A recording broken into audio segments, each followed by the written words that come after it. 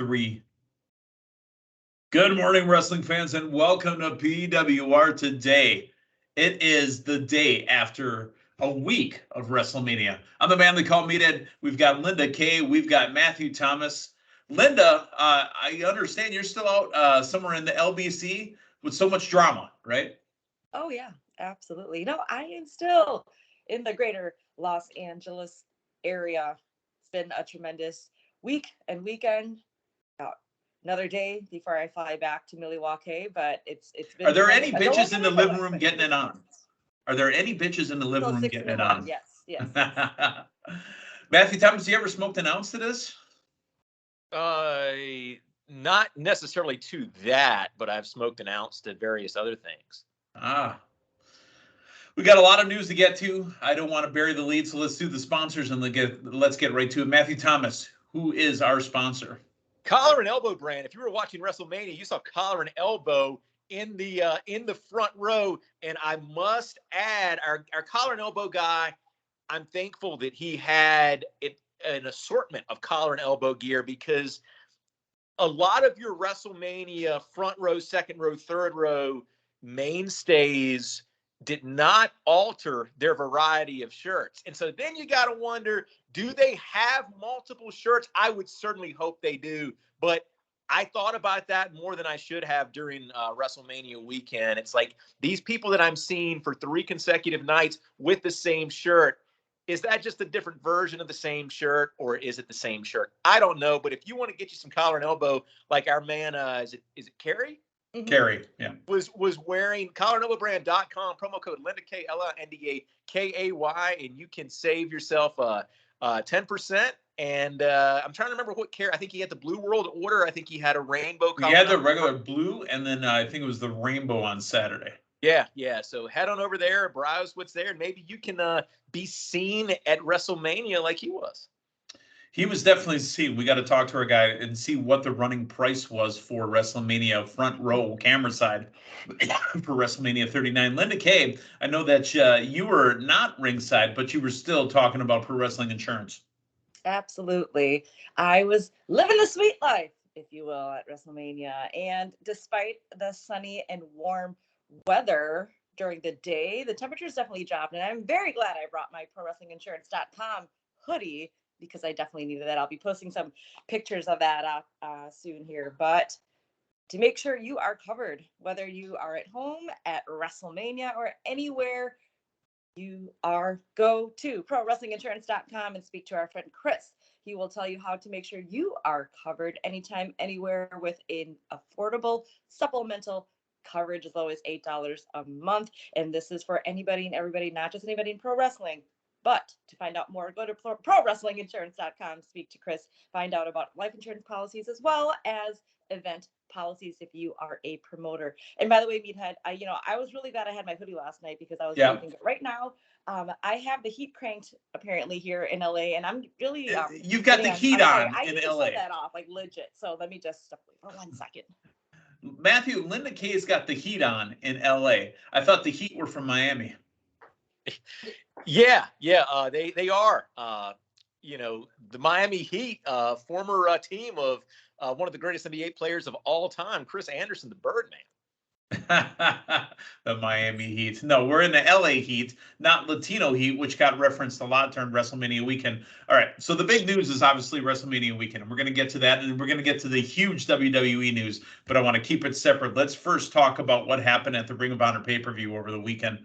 Linda, Matthew, you guys know that I have not taken, technically I think I took a bump. I think I've taken 1 bump.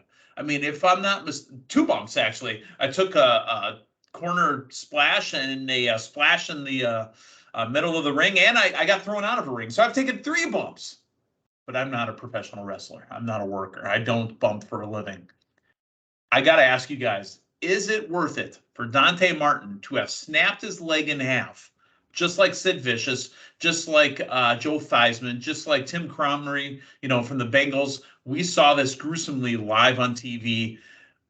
I've asked this question before, like when Cody was flaking off in the ring during a AEW Dynamite one night, we're wondering, why does it look like Cody's skin is flaking off in here? Because he had so much retardant on him. because Cody was going to be put through a flaming table. Do they need to do that for us? I don't need them to do that for us. Give me storytelling. We'll get to storytelling. But first off, Matthew Thomas, your thoughts on Dante Martin and the very serious injury he suffered over the weekend? Do that, and you've got two completely different business philosophies that were on full display this weekend with what WWE is doing, putting record numbers of people in stadiums, versus what Tony Khan is doing with his companies. And we see it on a weekly basis. We see it especially on the pay-per-view with these risks that are taken, and with Moxley bleeding every time he wrestles. And it's almost like WWE, with them, is as careful as they are, and we saw that on full display last night. Tony Khan is going the other way with these spots and with the color, and to what, for what reason? I don't think anybody can contradict what WWE did this weekend, what they put in a stadium. And yeah, you had some boos last night when there was a match stoppage, but I think in retrospect, it was a very, very smart decision. And it's not hurting them, man. They're putting 80,000 people in 2 nights into SoFi. They made a huge chunk of change this morning, I'll tell you what. And it's just not worth putting people at risk like that. Linda Kay, you said you saw or didn't see. I know you were at WrestleMania all weekend. So have you seen the footage of Dante going through the tables and basically just snapping his leg in half? No, I remember watching that NCAA game from Louisville. Forget his name, but that I saw on live TV, and I do not want to see a leg snapping. I saw Sid Vicious from the top turnbuckle, which he shouldn't have been up there. I mean that's risky for Sid, right? Sid's a ground and pound physical guy, and I saw him snap in half, and it just just flopping all over the place. Not necessary.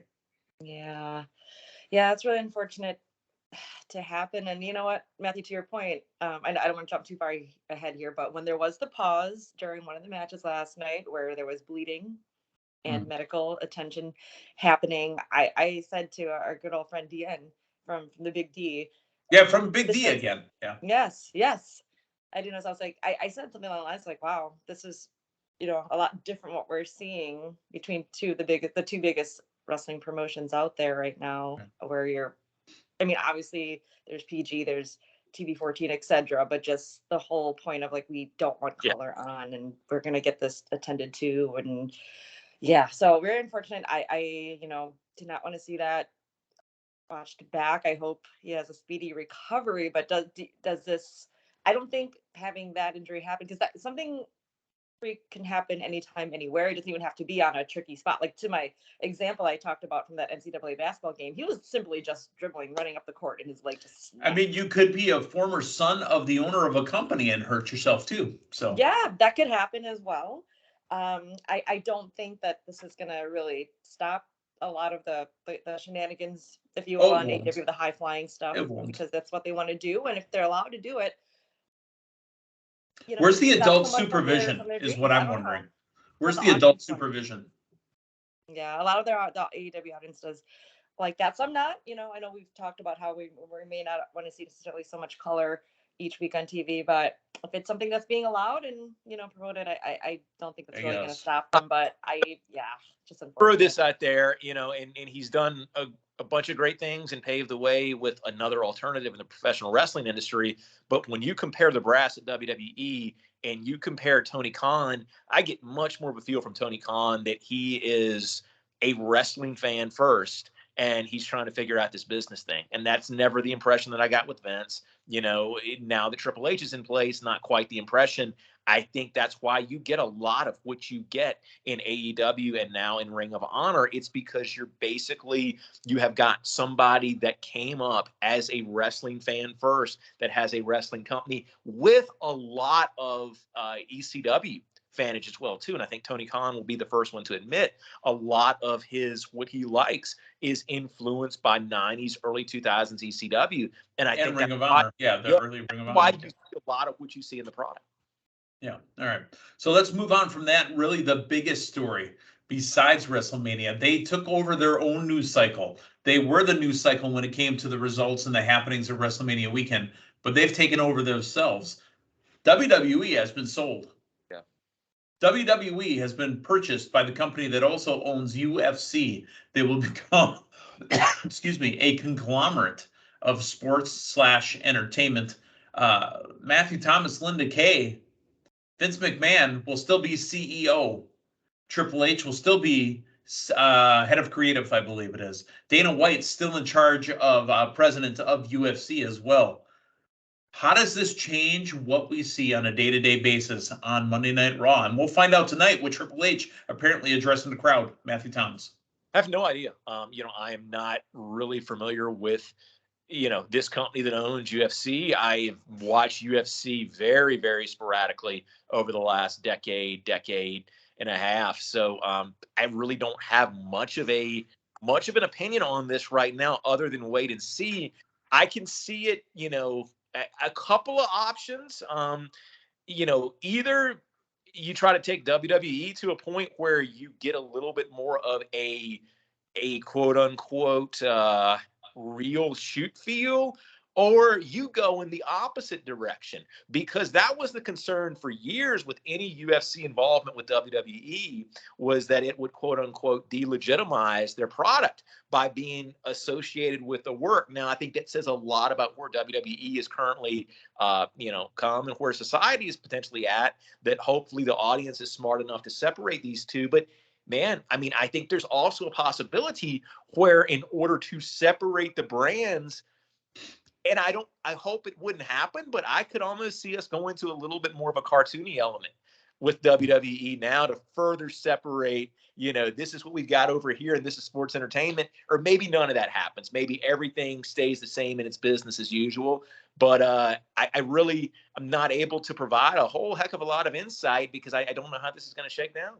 Linda Kay Endeavor is who is buying the WWE. They will own 51% of the company. The stockholders that are currently invested in World Wrestling Entertainment will have 49%.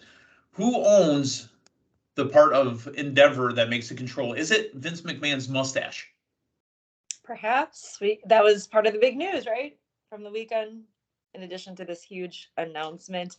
And that's an investment. If you've seen the pictures of Vince McMahon's mustache, he's dyeing it. So therefore, he cares that it's there. Yeah, absolutely. Well, as far as if there would be any major change to WWE or UFC, honestly, I don't think so.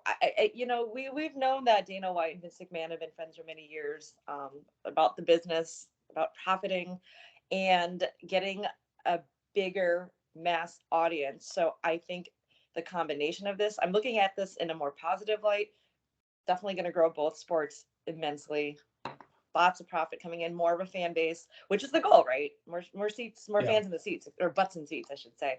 But I honestly don't feel it necessarily will change too much. I feel that there will be, of course, some crossover, especially at the huge pay-per-views. Already talked in the IWC about McGregor, Reigns, WrestleMania 40. Who knows? That's a possibility. Honestly, that's a possibility. It was always a possibility, but now it's more of a possibility and something they could talk about. Now, again, this deal is not finalized. Regulators have to step in and approve the deal before it can even happen. Remember, regulators, I am in. Yeah. Regulators, mount up. All right. But regulators have to approve this. There was a point where Comcast tried to purchase Time Warner Cable, and that just didn't happen because they found out that regulators weren't having it, because it became a monopoly, which technically is what Endeavor is going to do now in the sports entertainment / ultimate fighting world. So UFC company Endeavor purchasing WWE. Hopefully that means that the DVR functionality that we found on the Peacock network this weekend stays, and maybe, just maybe, they stop editing the stuff that's on the Peacock. Does the content stay on Peacock? Because right now they have a separate deal with Peacock. Do they create their own streaming platform? Who's to say? All right, so Triple H to appear apparently tonight on Raw, and I hope we get a lot of news. So what's going on? When they say they've got a big announcement, that could be the biggest announcement we've seen in some 40 years with the World Wrestling Entertainment. It's not WWE. It's not cutting the F out anymore. All right, let's talk WrestleMania. Linda, first off, before we go deep dive into it, give us the live experience. Tremendous. Gotta do it. Many, many years in a row now.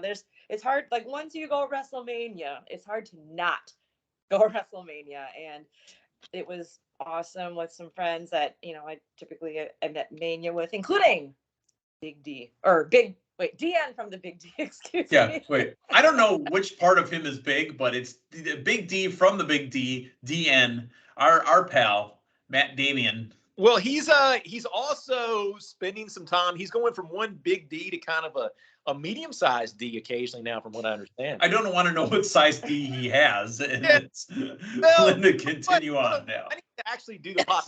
He might actually be going to a comparable size D. Okay. They have reduction. Yeah. Okay. Honestly, Linda, let me add this to you, and I'm going to throw it to you in a second. Big D was not allowed to be named. It was like he had lost the Rhodes name, or the the Hulk Hogan name. Now that he's Damian Nelson again, I did it. Maybe we can get the man back on the show. Ooh. But under a mask, like the Mr. America thing. Yeah, Linda. Yes. Awesome. I mean, I want to say this set was probably the most elaborate. I think it was the most elaborate set I've seen. I thought it was awesome, and just like the steps and everything, and just the stadium itself. SoFi Stadium is pretty awesome too. I thought AT&T Stadium in Dallas was, something that I'd be like, wow, I don't know. And they sold Miller Lite there, so I mean, I felt like I was at home. Yeah. Mm-hmm. Yeah. So no, it was tremendous. I mean, the audience, but just like the music, like how it was amazing. Just so cool to be there. Okay, well, I'm glad that happened. Let's talk about the big show. And let's talk about what happened there. We're going to run down the card, and I'm going to throw in a couple notes here and there. First off, Linda, you did both nights, correct? Yes. Okay.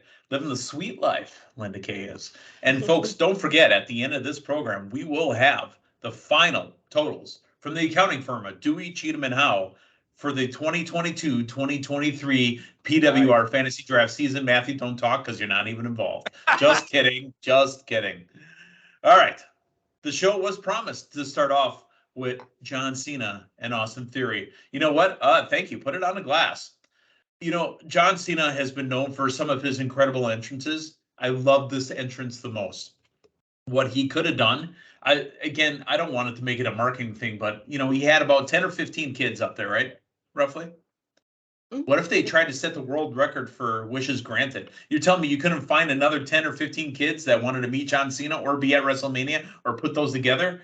That could have been the entrance right there. Line them up and down the ramp. I would have loved to have seen that. Linda K., your thoughts on Cena and Austin Theory? Great way to kick off WrestleMania. Super exciting. I mean, Austin Theory, a star. John Cena, of course, a star. So you can't have WrestleMania without John Cena. And what a way to really kick things off. I felt the match was going to go the way it did. I don't know how far ahead you want to go through the... No, we can talk about the whole match. Go ahead. Okay. I felt that Austin Theory would retain the title, but it was a good story in the making and great to have, it honestly was a great match. I really enjoyed the physicality between the two of them. They told a good story, and I figured Austin Theory would continue leaving WrestleMania as the champ, and he indeed did that. But that's okay. I wore my Cena shirt. I'm wearing it again for y'all. Matthew Thomas, a low blow from Austin Theory helps him retain. Now, here's the thing that I found funny was Cena, once he heard the tapping, didn't hear the referee did it. Cena got up and let go of the move and said, I won. Come on, John, this ain't your first dance. 20-plus veteran wouldn't do that, right? Mm-hmm. Like that's like a rookie mistake. It's like, hook the leg, brother. Your thoughts on the match and the results. And this was the first match of WrestleMania weekend, and I think it's kind of easy for this to get lost in the shuffle because we saw so much over the weekend. But this made it like this is a feather that Theory can stick in his hat for or his cap or wherever you stick feathers. Inside his beard. He's gonna put it in his beard. For a long time, man. At the end of the day, Austin Theory defeated regardless of how he did it, he defeated John Cena at WrestleMania. And all those people that were so concerned about Theory being done with that botched Money in the Bank cash in, man, not the case anymore. Austin Theory defeats John Cena in the opening match of WrestleMania. one step back to go 2 steps forward for Austin Theory. The next match was the WrestleMania Showcase match for the men, and it was the Street Profits, Braun Strowman and Ricochet, Alpha Academy, and the Viking Raiders. Again, I love me some good entrances, and I love me some Street Profits. I thought for some reason one of us had the Street Profits on their rosters. We did not. Street. Excuse me. Was that Sons of Anarchy? Was that the Sons of Anarchy? Okay. Perhaps. I mean, who knows? Riding through this world. All right. The winners of the match, the Street Profits, and they looked amazing doing it. I love the big man spots that they had in about the middle of the match, where they had even Braun Strowman going to the top rope. I thought it was amazing. Mm-hmm. Matthew Thomas, start us off with your thoughts on this match. This was fun. I didn't know quite what to expect here. This and the women's match were one of the few matches on the card where you didn't have a lot on the line. It was what they said it was. It was a showcase, but my goodness, they managed to certainly over-deliver here, and it was really fun to watch. Linda, your thoughts on our friend, Adam, Mr. Braun Strowman, getting up on the top rope? That's awesome. I know we started the show talking about big men on the top rope, but no, this was done another way where it happened. And it was a 5-star frog splash is what he did. I mean, it was absolutely tremendous. I loved seeing it. The Street Profits, Linda, are the showcase winners. Yeah, I think you as well. We were thinking Viking Raiders might have come up with the victory, but no, I mean. Well, that's what Vegas had it at. That's what Vegas had it at. Ah, that too. Now, the crowd was very hyped having Street Profits win, and it was a feel-good moment. That was great. All right. In a singles match, which he had an amazing entrance, right? But let's talk about this opening entrance. I feel this was one of the bigger fails. Not that there were a lot, but this was definitely a fail. Linda, in the building, was it evident that Seth Rollins' music at the beginning with the conductor was pumped in?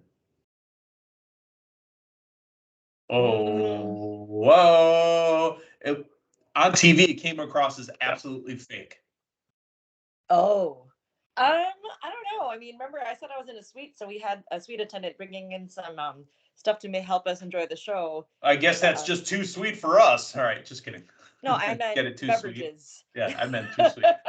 No, we were singing along. I guess I didn't really think too much about that. Again, I need to go back and watch. Go back and watch it. Hear the commentating. I've watched a few moments, but I haven't had a chance to really sit and watch it. So that's what I plan to do. Okay, so wasn't able to tell in the crowd, but Matthew, you watched it live from the house, and tell me how fake it sounded. Absolutely, and it was, I mean, unneeded, and it seemed to completely, blunt what they were trying to do. You get derailed. It was derailed. In a SmackDown or a Raw arena or a SmackDown arena, you're going to get it with 80,000 in a WrestleMania crowd. You're going to conduct, and they're going to know what to do. You do not need to pump it in. You do not need to get them started off. So a great weekend the WWE put on, but I want to throw just another thing there that, because I don't know if we'll get time to address it, but I think that was a little bit of a miss. The other miss, and Linda, I don't know how it looked in the stadium, but as top-notch as that set was, the side of the ramp that looked like a peeling block of cheese. I know you Wisconsin people will probably know what that looks like a little bit more than me, but everything top notch. The side of that ramp, it looked almost like a junior senior prom set decoration. The ramp itself looked great, but the sides, I mean, whatever material that was, you could see the layers that were connected to each other that just did not seem on par with WWE production value. I think what I'm assuming is the reason for that, where the sides that I was sitting on, it was a curtain because that's where the stars would enter and back. So underneath that ramp, set up for them to go back stage and whatnot. Even after the matches, that's where they went back. Underneath the ramp, interesting, because it looked, I mean, it on TV, it almost looked like glued pieces of paper. I guess I couldn't tell from, where I was, but I was always watching whenever interesting talents would be coming back. If they lost the match, they'd be exiting, ramp, how stage left, so ramp left, if you will. No, that'd be for the house, right? Anyways, but yeah, I guess I couldn't see that from where I was. It's like how it relayed on TV, but it definitely was where there was one part where the curtains, or the door or whatever. Yeah. I think it was a curtain where they went in back through and underneath the ramp, which because you think that the way the setup was made, but Well, let's talk about the match. And, maybe it was, to kind of add one more piece before we get to the match. Maybe it was the fact that you're trying to control 80,000 people to get them to do together. Maybe because of the delays. Maybe that's why they had to pump it in. I don't know. I think it works so much better on a Raw or SmackDown where we have 12 to 15 all kind of encompassed in a bowl here. Seth frickin' Rollins and Logan Paul. Logan Paul, hey, y'all, I bought me a zip line on my birthday. What a way to make yourself a bigger heel because you looked like a douche. Linda. That was a Shawn Michaels moment to me. So I was like, all right. But again, getting more heat. And then also, obviously, plugging Prime. We had to get that out. And I did notice something. I said to Big D, I said, there's a reason that Prime is out there. Yep. Yeah, and still out there. Matthew Thomas, did you know who that was? Because I thought it was R-Truth.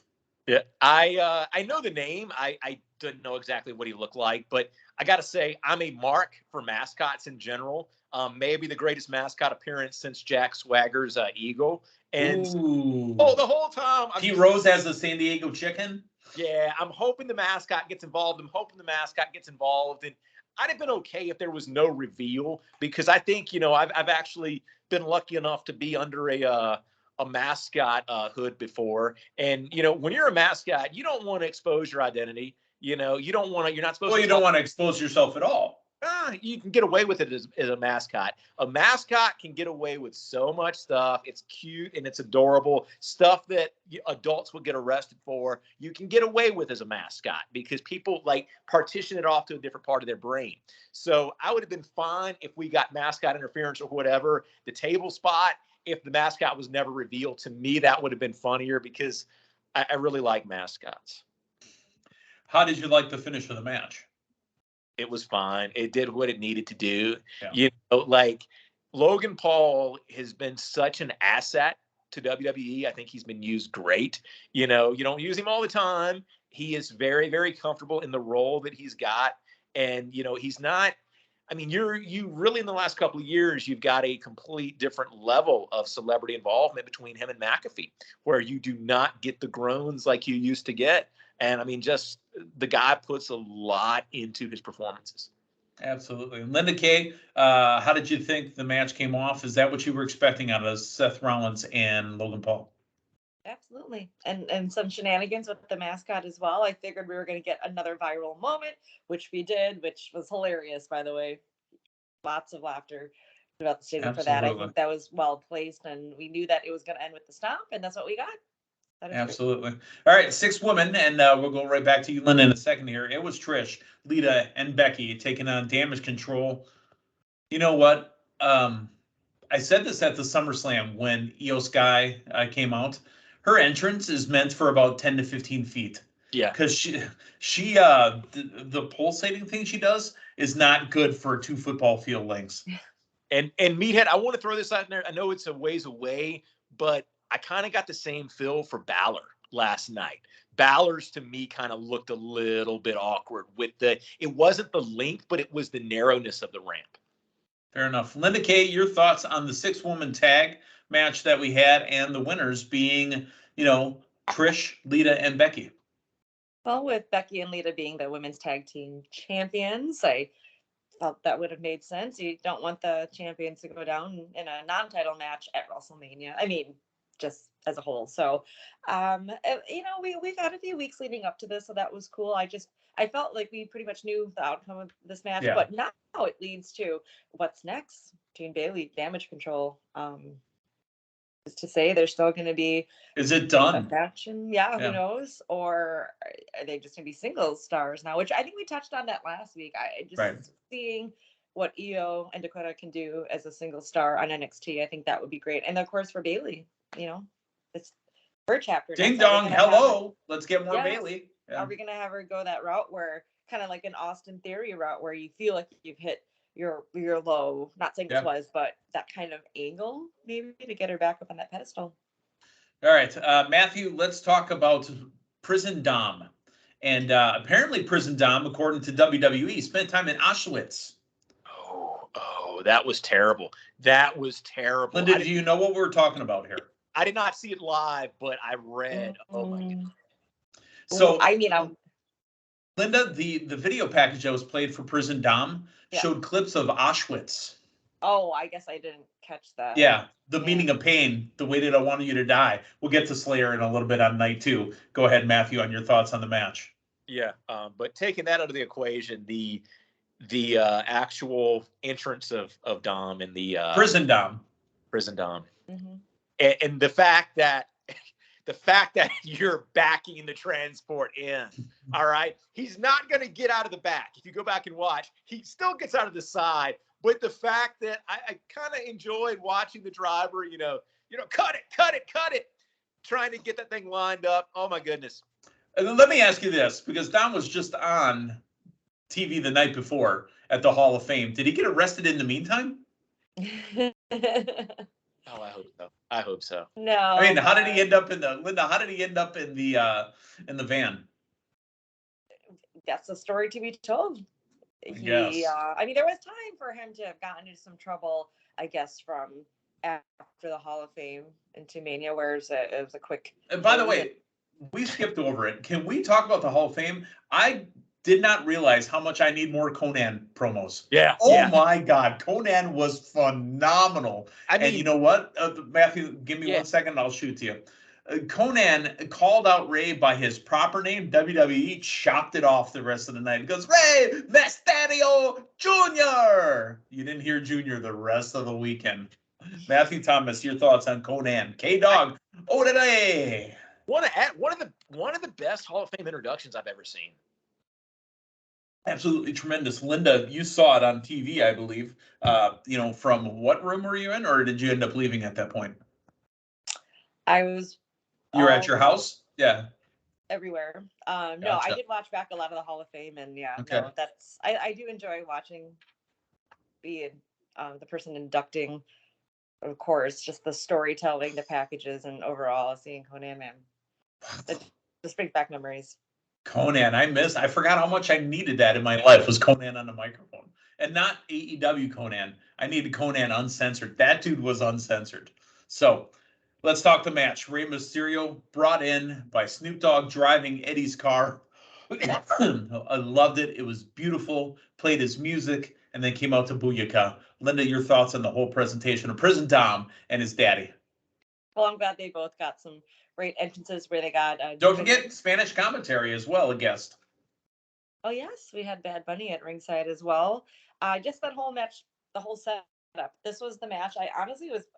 I mean, there were a lot of matches I was really looking forward to here at WrestleMania, but that was one that I was like just waiting to see, and I'm glad it was night 1. We just had the Hall of Fame the night before, where they walked off during Ray's speech. Because we thought I swear there was going to be a run in, and that didn't happen. Perfect.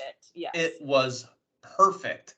Message sent without saying a word. Sat during everybody standing, stood up while everybody was sitting, and walked out. That was amazing. Yeah. So no, I loved it, and just having Snoop there, and then hearing Snoop's music, or it was Eddie's music. Thing. It was first it was Dre and Snoop. First you had the beginning of the G thing, and then it had Eddie's music, and then Ray's. We lie, we cheat, we steal. Yeah. No, it was really hype. I loved it. That whole match was great, and then having Angie and Aaliyah at ringside too. Mm-hmm. Yep. And then Bad Bunny causing Dominic to lose, because Dominic was about to win. He had the Judgment Day around ringside with appearance points, by the way. He had the Judgment Day around at ringside, and Bad Bunny interferes. Is there a match between Bad Bunny and Dominic in Puerto Rico?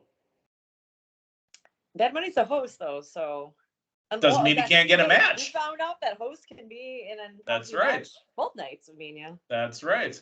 Matthew Thomas, your thoughts on Prison Dom and Rey Mysterio with the involvement of the Judgment Day and Bad Bunny?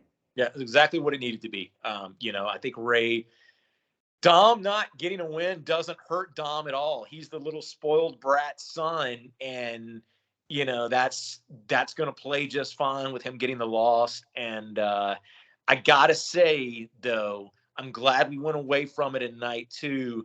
What I did think took away from it, and I get we're in a different era, but my goodness, the Cinnamon Toast Crunch all around. Oh, Cinemoji.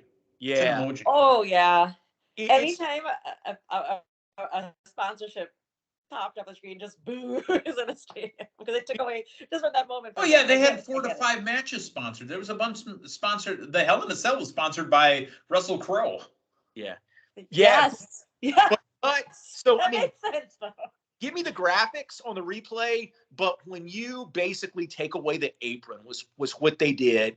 You know, WrestleMania is associated with the pageantry. And that to me is removing some of the pageantry. And as great of a moment as this was for father and son, you know, I think it'd be even Brought better. to you by Cinemoji Crunch. Yeah, when they go back and they look at it, it's father son wrestling with the WrestleMania apron as opposed to Cinnamon Toast Crunch. And so this is a big feud. Cinemoji. And you've got Ray shaking hands with and I'm a big mascot guy. I'm not afraid to say that. But you got Ray, you got this blood feud between father and son, and you got Ray shaking hands with the Cinemoji mascot. Yep, and they did it about 5 times. Prison Dom, and then all of a sudden it's like right. Toast Crunch. Cinemoji Toast Crunch. Excuse me. Yeah, and to be honest, I mean, you know, the company will tell you that they're going to go to their stockholders and go, look at how much money we made and how much we integrated by selling all these different spots throughout the night. The fans don't like it. The fans can't stand it. It's got to go. Let's move on. Probably the match I was looking forward to most in night 1, besides the title match for the tags, which everybody was looking forward to, was Rhea Ripley and Charlotte Flair for the Women's Championship on the SmackDown side. Quite possibly one of my favorite matches of all time.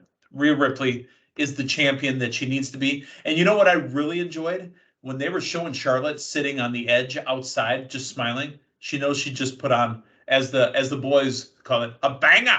Linda Kay, your thoughts on Rhea and Charlotte? Yeah. It almost seemed like she was happy, Rhea, to have gotten the title. Like the I mean, I don't fully say the passing the torch because Charlotte will still be wrestling, but along those lines, putting someone over even more, feeling good about it, knowing you put on a wonderful match. Great to see that. And that was one where I think most people felt that Rhea was going to win, and that did happen. So it was a great feel-good moment. And yeah, I definitely enjoyed the match. That was definitely, again, another one of the matches I was really, really looking forward to. So good for Rhea. Matthew Thomas, Rhea Ripley, the new SmackDown Women's Champion, and Judgment Day is on Raw. But do you think they crisscross over to the shows back and forth? It's possible. And I'll say this about halfway through watching this, very similar feel to what I had watching WrestleMania 25 when you had Taker and HBK, the thought process of, oh my goodness, I knew this was going to be special. This is over delivering. Where does this rank all time? And then also that same exact thought pattern of how does this get followed? How does this get followed in the main event? I hope they give something to cool off in between here in the main event. They did, Matthew Thomas. I'm going to lead you right into it. Uh-huh. They did. They brought in the host to kind of talk a little bit about it. And Snoop says, you need a match. And here comes Pat McAfee. Matthew, go. Great. I mean, I think this was a great synergistic moment. This is kind of that glue that held the show together. Yeah.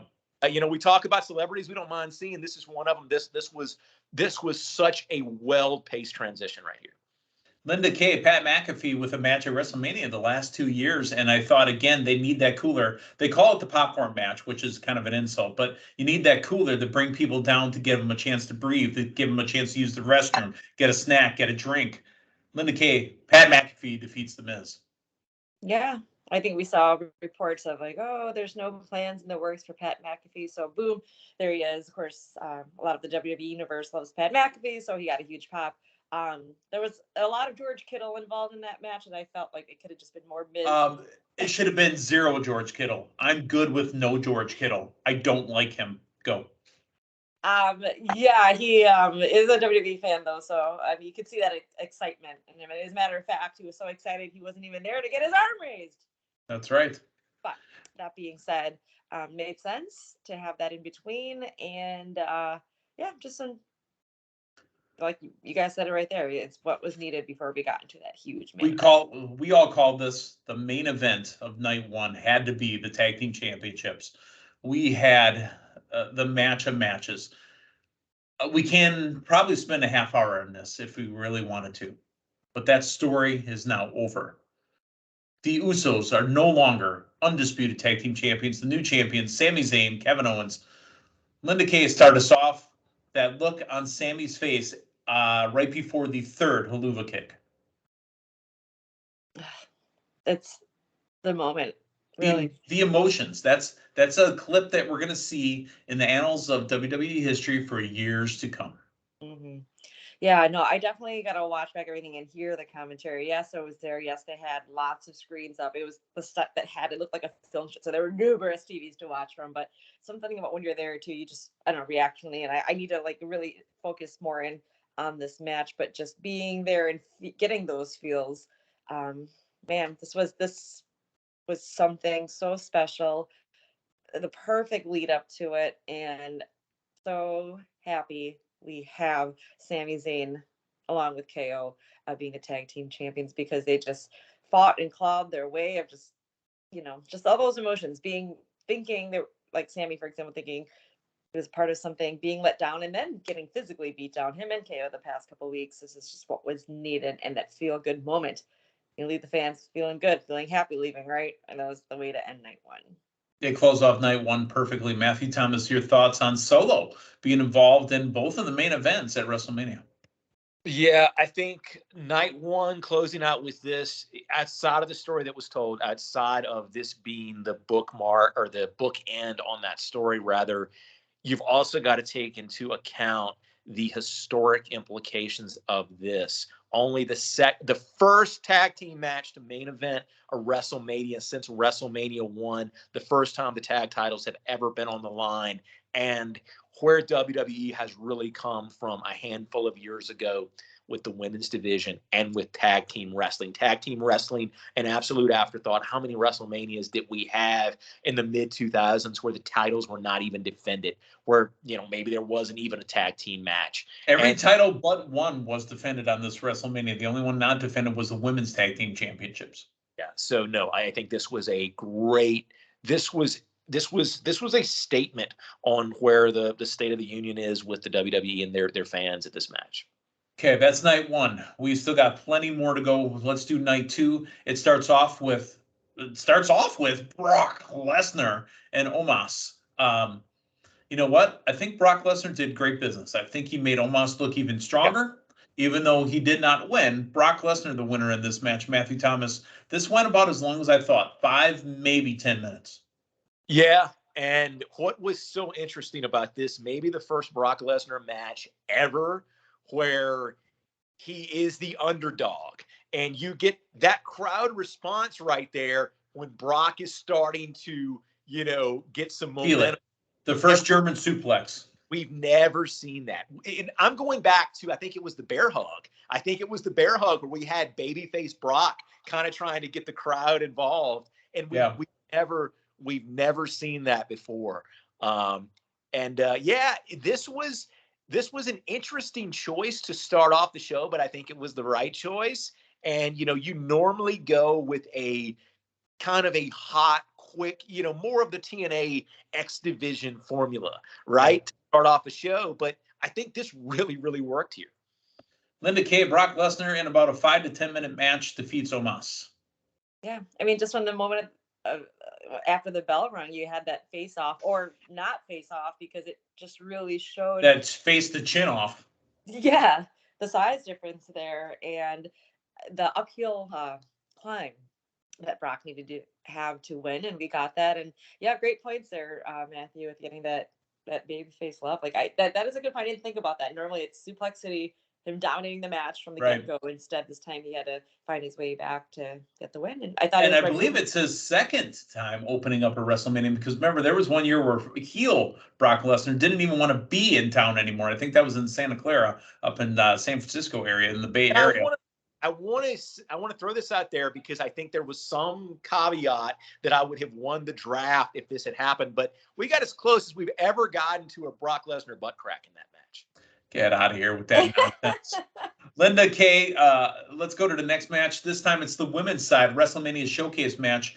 It's Raquel Rodriguez and Liv Morgan, Natalya and Shotzi, Sonya Deville and Chelsea. Chelsea on WrestleMania after joining the company, only 3 months ago.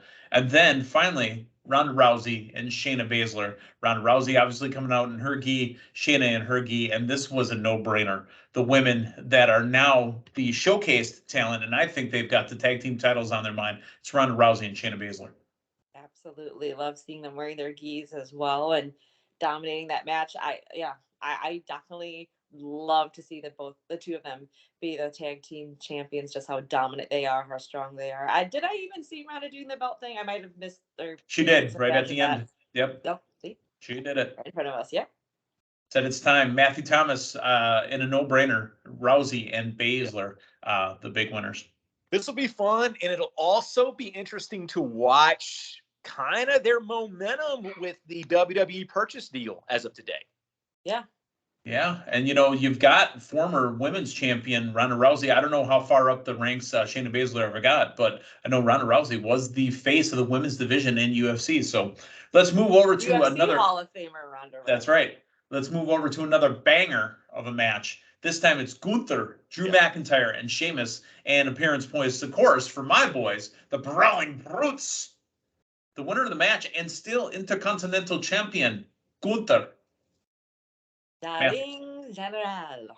Yes. All right. It was a great. I felt we were going to have a lot of that match, at least leading towards the end, which is what we saw. We saw Sheamus and Drew McIntyre going at it, and where's Gunther? Where's Gunther coming in and getting that victory to retain and still be the Intercontinental Champion?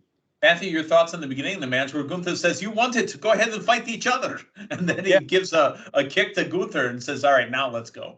Great match. One of the highlights of the weekend. I think everybody knew that going in, but I got to say, I think the IC title right now is in as good a place as it's been since maybe going back to the days of Mr. Perfect. How strong are these titles right now? I Yeah. mean, look at the U.S. belt, look at the IC belt, look at the tag belts, look at the women's tag team belts. Well, they're not the strongest, but I mean, the heavyweight championship, the undisputed, these belts are very strong. Absolutely. Matthew, Bianca Belair defeats Asuka. Two amazing entrances. Multiple Asukas. Bianca Belair, I absolutely loved having I think it was the Count of Girls come out and dance her in. What an amazing match. The match was a solid match, but I love the entrances. Bianca Belair now has gone a year straight, and she's 3 for 3 in WrestleManias back to back with her title. Yeah, and I come away from this just further wondering the same thing that I've been wondering for about 6 months. Who is going to take this off of Bianca? I'm at the same place I was about a year ago with Bianca. I feel like we've been in a bit of a holding pattern with her. And I guess Asuka wasn't the person, but where do we go to from here? Because I think, and as opposed to just refreshing the women's division in that title, that's going to give us the next step or the next evolution in Bianca's character, because I just don't feel like it's there. Let me tell you this. I watched a little bit of the press conference. Bianca kicked off the press conference last night. I want that Bianca. I want just the straight ahead Bianca that is not coming out doing the EST stick. Like Bianca as Bianca, I think is great. And I think would absolutely resonate. I still don't think several years of her on the main roster, they've really found their footing as far as what Bianca is. But every time I see her in something other than Bianca on the mic, whether it be the Titanic parody that they did, like, I think there is so much there in Bianca that is being held back by who they're trying to push as this EST character. So I'm ready to lose the title, not just to shake things up, but also to get a refreshing evolution of this character. Linda, Asuka went on to Twitter later and said, "I might as well go back to Japan, but I bet a lot of you guys, my friends, will miss me when I leave. Now I need the power of your anger. Let's bring chaos to the boring women's division with me. Let's bring chaos to the women's division. Let's bring chaos to the WWE." Is this story over? Absolutely not. I honestly was quite surprised. I thought with that return of Asuka, the evil clown, Asuka back, and we even saw the past couple of weeks on Raw where she was teetering more in the heel side, and I guess due to this tweet that shows it more, I guess it's just adding more fuel to the fire. There's WrestleMania Backlash. Some of these where, especially the matches where it came off as shockers to me, we have WrestleMania Backlash coming up that can be the continued story for some of these, and I feel this could be something. You know, the whole thing with the Miz, I thought the finish was going to be a missed new women's champion, but I knew when it was coming. Like, I just felt when that Miz was going to come. Well, I mean, missed her missed. And, well, there was a miss. There was two different misses that were missed time. I'm foreshadowing up to putting the WWE Hall of Famers out there. Somebody didn't tell Muda that the camera wasn't on him. He missed it, and then the camera went to him, and it's just the miss is floating in the air. So, I mean, the miss was the Hall of Fame thing. I missed that too. I'm talking about when they put him on the stage. You know, on night 2. Yeah. Oh, Meathead, are you sure that was the full miss, or that just wasn't pre-missed? Well, there's been times I've misfired my mist a couple times. So let's talk about the appearance of Bobby Lashley, the winner of the 2023 Andre the Giant Memorial Battle Royal, giving appearance points on the pay-per-view for the man they call Meathead. But I digress. It's the big match that we also were looking forward to, and I enjoy. Oh, Linda Kay, I know you're going to side with me on this one here. I enjoyed the entrance of Edge. He came out to Slayer. Corey Graves, thank you for calling it out. If you had Slayer on your bingo card for WrestleMania, you really called one.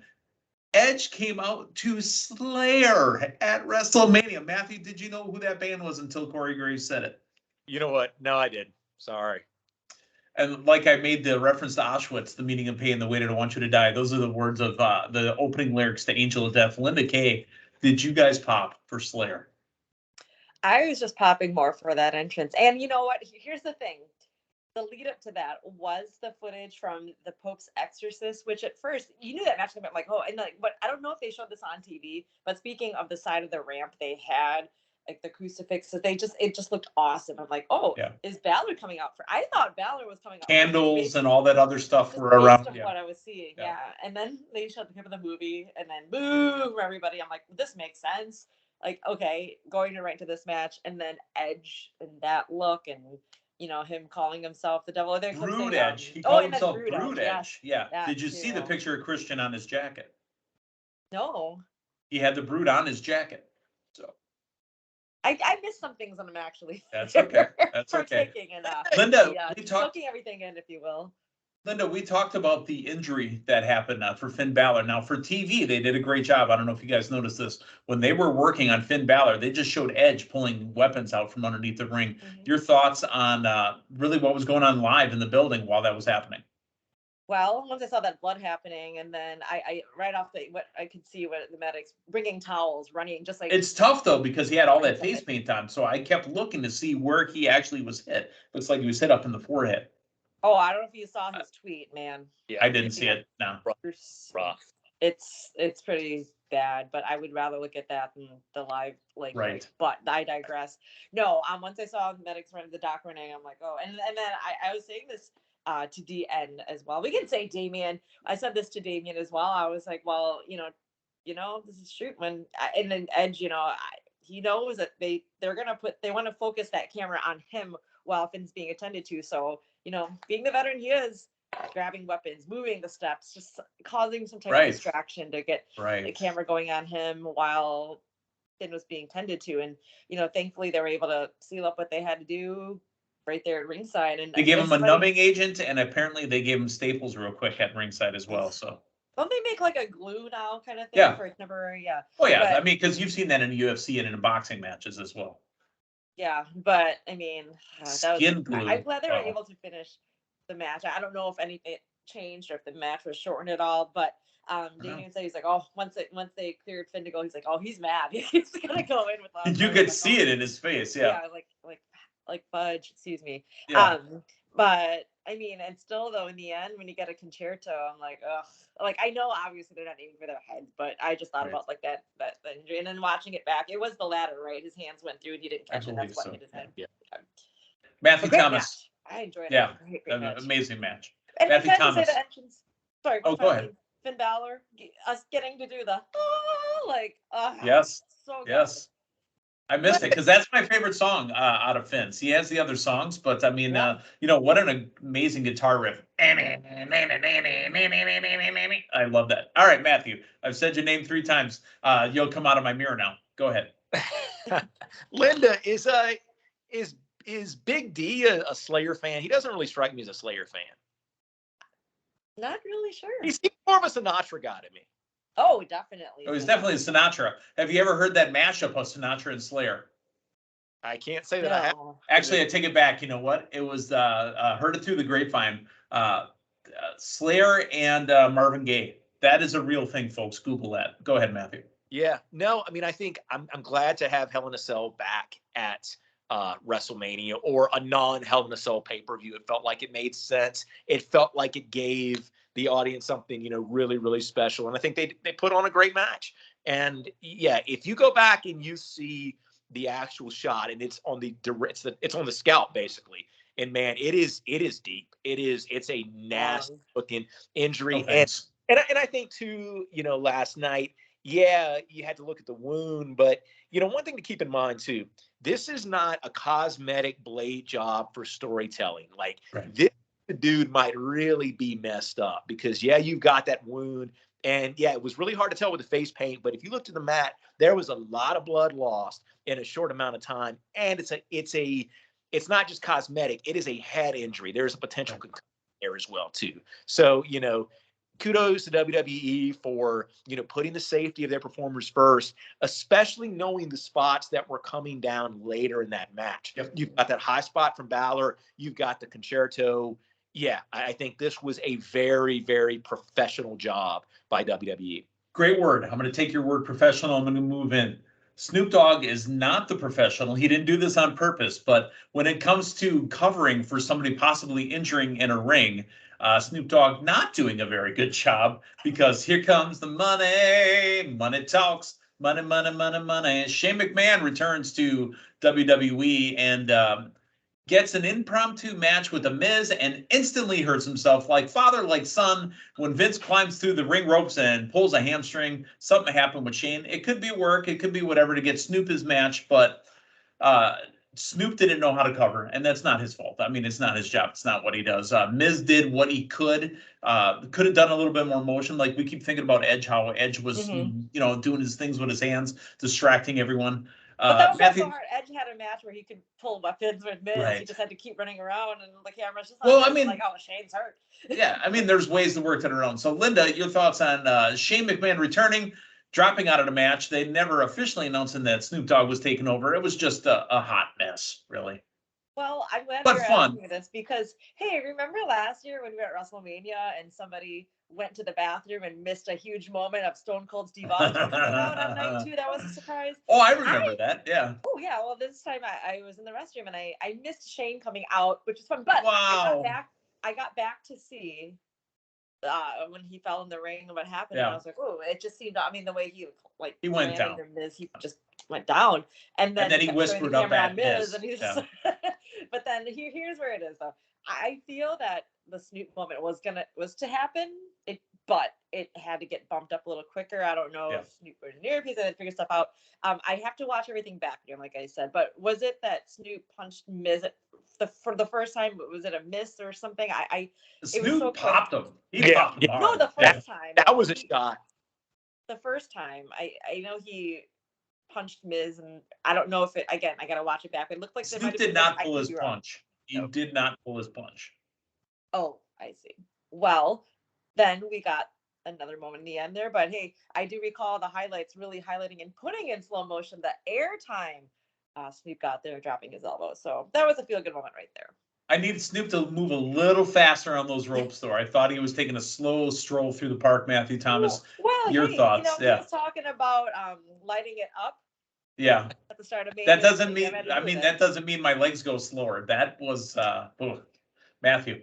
You know what? I think everybody did the best they could here, and I'll give credit to Snoop for saving it as much. Snoop did fine. I'm making fun of him. As much as they did, but yeah, that shot was stiff, and then you go back and you watch the people's elbow too. That replay, that was all of Snoop's weight right there. Well, Snoop only weighs 137 pounds. Yeah, that was not a freaking elbow hitting the mat and won the blow there. The tip of his elbow went into Miz's gut, man. So, I gotta watch it back. an unfortunate set of circumstances. Feel really bad for Shane because it seemed like it meant a lot to him to be there. Him grabbing the mic, he was getting choked up. So, sorry it went that way. I think everybody did the best they could with the situation. I think so. And, again, we talked about this from night one. This was the perfect, calm down match, kind of take a breath match. Kind of, maybe that's where Linda should be going to the restroom. Oh, wait, here comes Snoop Dogg. Maybe I shouldn't have gone to the restroom. I'm joking. But this is the cool down moment because here comes the main event. Roman Reigns, Cody Rhodes. I love the orchestra playing in the pianos. I love Cody's entrance was a little flat. It was just Cody. The what? Yeah. Pianists. The pianists. Thank you. There were 6 pianists on the stage. Yeah. Well, I mean, I guess, you've got Mrs. Big Balls, and now we've got 6 of them on the stage. So Cody Rhodes actually had about 12 American Eagles killed for this match to make his jacket. I read that somewhere. Well, Meathead, you've enjoyed some 6 pianist wine before, haven't you? I have. Matter of fact, I got it down because I was a little frittata. All right. Matthew, we'll start with you, and we'll go to Linda for the live experience. Yeah. Matthew, Roman Reigns, Cody Rhodes. Tell us about the match. Well, got to start off. I mean, what a nice touch with -1 to start the show. Like, that was -1. Yes, sir. That was fantastic. I mean, I think this was and Linda, you can speak to this. Linda, did you know this while you were on site that -1 was ringside? No, did not notice till Cody made. Yeah. Okay, Matthew, go ahead. Linda can speak to this being more at the show, but one thing that I noticed from home, and it very well could be the way it was mixed. You could have had the audience mixed a little bit higher, but I don't ever remember. You hear a lot of people talk about biggest pops, and they talk about a pop and that sustained level of pop. There was a sustained level of noise during this match, and you would get some sporadic chants and this, that, and the other, but just that energy that you seemed to be able to hear on TV, I can't go back to another match in any time in recent memory that sounded like that. There was a lot on the line here. This had been built for a long time, and I don't think it went the way that a lot of people, including myself, thought this was going to go. And, mixed feelings on that. This seemed like the feel-good moment. This seemed to be the spot for Cody to finish that story. But now that I've got, almost a day to kind of think about it, I got to say, I'm a lot more intrigued on where they go coming out of Mania than I would have been if it was the Cody victory, because that seemed predictable and that story kind of seems to write itself. And then we go into months of, all right, this is the guy with the title. Here's going to be his challengers, this, that, and the other. Who's the next big bad foe Cody's going to face? I am a lot more intrigued as far as the storytelling perspective right now, because it's not as simple as Roman going on that fishing boat with Moxley. Linda K. All right. Roman Reigns, Cody Rhodes. Obviously, Roman Reigns wins and retains. Linda, tell us about the building experience. Did the air get sucked out of the building when Roman won? Because it was very unexpected. It was. I too was shocked at this. And then you're like, I'm shocked, but I'm not shocked. But just the way you think about that story. Well, the story is not over, everyone. We still have Roman Reigns as champion. We didn't quite get the gasp and silence like we got when Undertaker lost. Nobody going like this? Yeah, no. I was waiting for the flashbacks. They didn't get really good like shock and awe moments. Me and David are both like jaw drop moments there when that happened. And the people they panned and got in the replay were just more endless. Right. Yeah. I wanted to see more of the kind of moment. But that being said, it wasn't as loud of a pop as we would have gotten if Cody did win. But there were still a lot of cheers for Roman. So it was kind of just like that mix. It was loud, yes, but there was just so much shock too that you didn't necessarily hear boos. You just still heard cheers, but a little bewilderment too, just shock. Here's the difference now versus going back to Taker and Lesnar or Daniel Bryan in 2012. I think a good portion of the audience and a good portion of those people that were there at WrestleMania, they have a level of trust in WWE and their storytelling now that wasn't there some years back. And I think they've built up a lot of equity with this bloodline story. And so, there's some surprise, there's some disappointment. But when you go back and you look at the people on TV last night, it was shock, but it was like an equal amount of kind of smiles mixed with the shock. I think there's a lot of people who kind of feel good that they couldn't necessarily predict this. So I think it's a little bit of a different experience now. And I think a lot of that is that earned trust the WWE really has garnered with their audience over the last year or so. An amazing show, nonetheless, 2 nights of it. And, there was a pay-per-view fantasy draft, a PWR fantasy draft that had happened over the last year. Started in 2022 with Backlash. We drafted our teams. Lots of pickups, lots of drops, no trades. I've tried to work the trade block a bunch of times, but was not able to do it. Lots of last-second tweets and text messages to make sure that the rosters were updated. Ladies and gentlemen, courtesy of the accounting firm of Dewey, Cheatham & Howe, here are the final results of the 2022-2023 PWR Fantasy Draft. Matthew, while you did win night 1 with 320 points, and you scored 100 in night 2. Your final for the year, 3,685, does not come close to even sniffing. Top to bottom, right? Is not even close to sniffing the lead. The real story here is between the man they call Meathead, Team Meatheads, or the team they call Meatheads, and Team Longtime. Linda Kay, on night 2, you won the night, 275 points. Totals. 4,210 points for Linda Kay and the Team Longtime.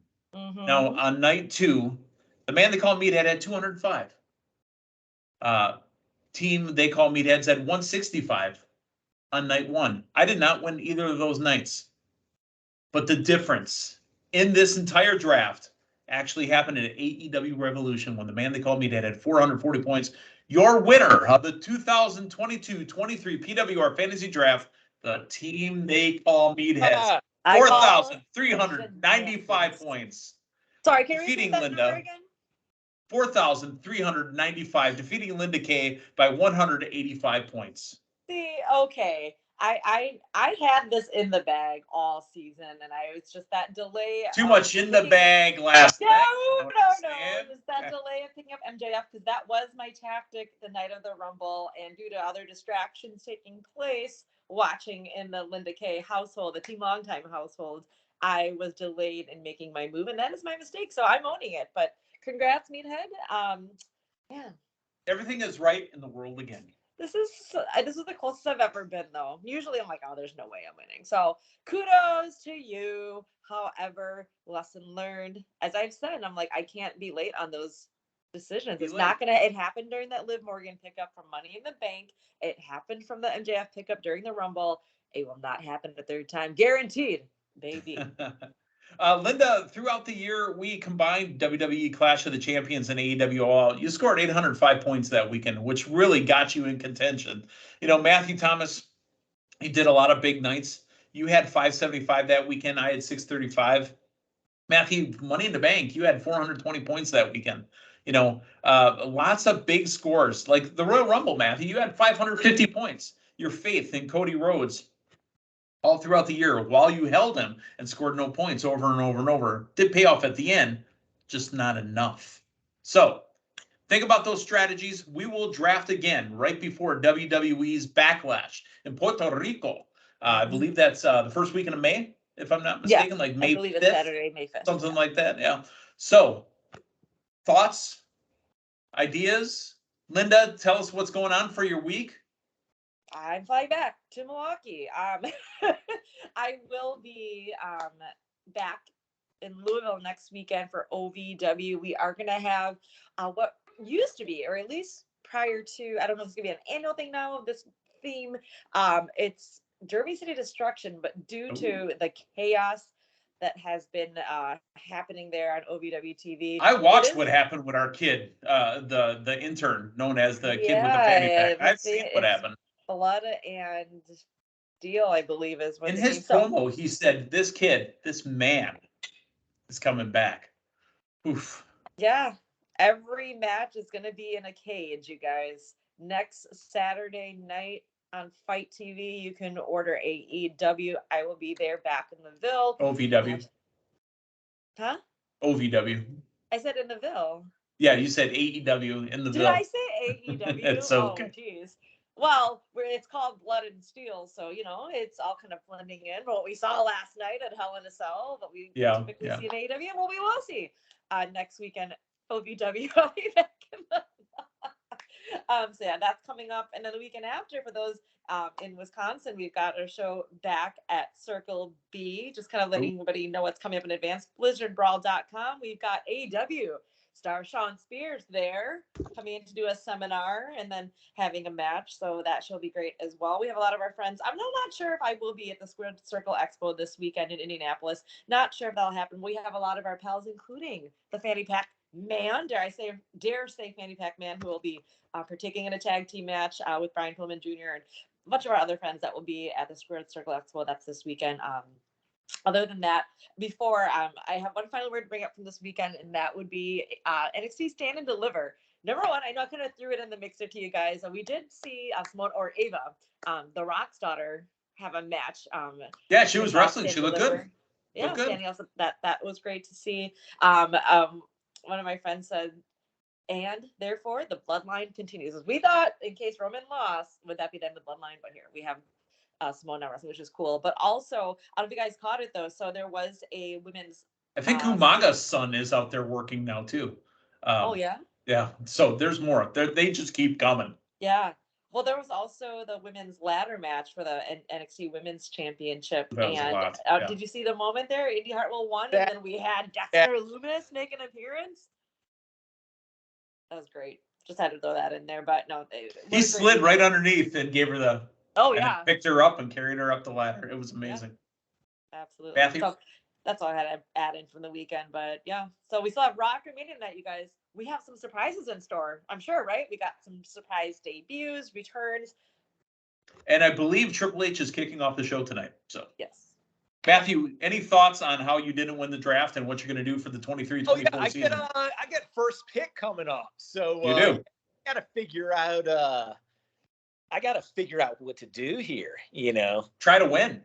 Yeah. I mean, I got to get my little fake draft, mock draft thing, and I got to get some friends over to, want me to be me, and then somebody to pretend to be you, and somebody to pretend to be Linda, and then got to have just a straight up war room, how things are going to play out, and I'm going to try to run maybe with some of that artificial intelligence stuff or that chat box. You could ask up, down, down to simulate a draft 100 times and see what happens. Exactly what I'm going to do, but I will throw this out there, and maybe I'm just getting more used to the idea, but this was the best feeling two-night WrestleMania. Oh, yeah.